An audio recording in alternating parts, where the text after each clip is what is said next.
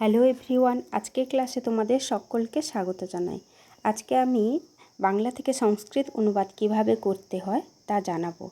আজকের ক্লাসটি সপ্তম এবং অষ্টম শ্রেণীর জন্য খুবই গুরুত্বপূর্ণ। দেখো, সংস্কৃতে পুরুষ আছে তিনটি।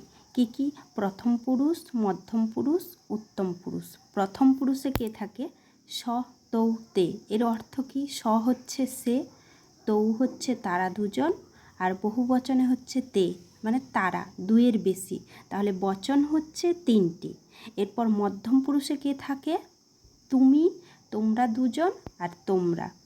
উত্তম পুরুষে থাকে আমি, আমরা দুজন, আমরা।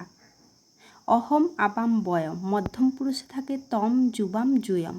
আর প্রথম পুরুষে থাকে অহম আর তম। এই আমি আর তুমি বাদ দিয়ে যা কিছু সব প্রথম পুরুষে। দেখো অনুবাদটি দেখো, সে সুখী। তাহলে সেটা হচ্ছে প্রথম পুরুষ, এক বচন। স, সুখী, সুখীটা হচ্ছে স, সুখী ভবতি। এই সুখী শব্দটা কোন শব্দের মতো? গুণিন শব্দের মতো। গুণিন শব্দের প্রথম আর এক বচনে কি হয়? গুণী, দীর্ঘইকার। এখানে হবে সুখী, স, সুখী।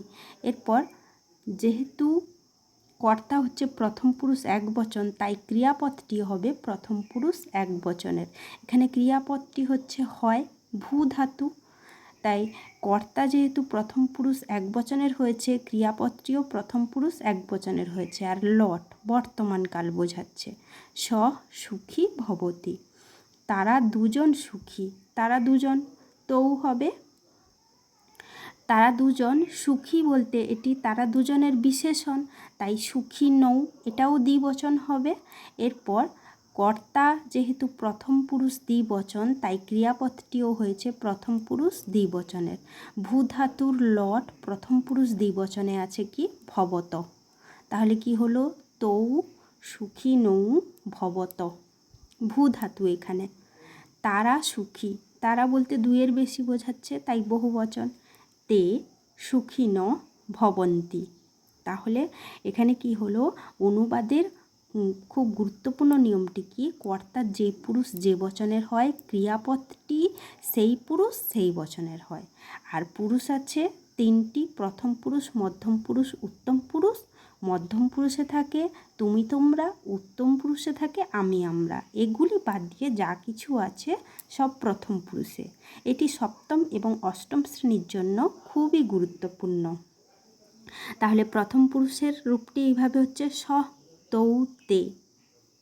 আর ধাতু রূপটি কি ধাতু এখানে প্রয়োগ করা হয়েছে? ভূ ধাতু, মানে তারা সুখী হয়, হয় বোঝাচ্ছে এখানে ভূ ধাতু। ভূ ধাতুর লটের রূপটি এখানে প্রয়োগ করা হয়েছে। ভবতি, ভবতঃ, ভবন্তি।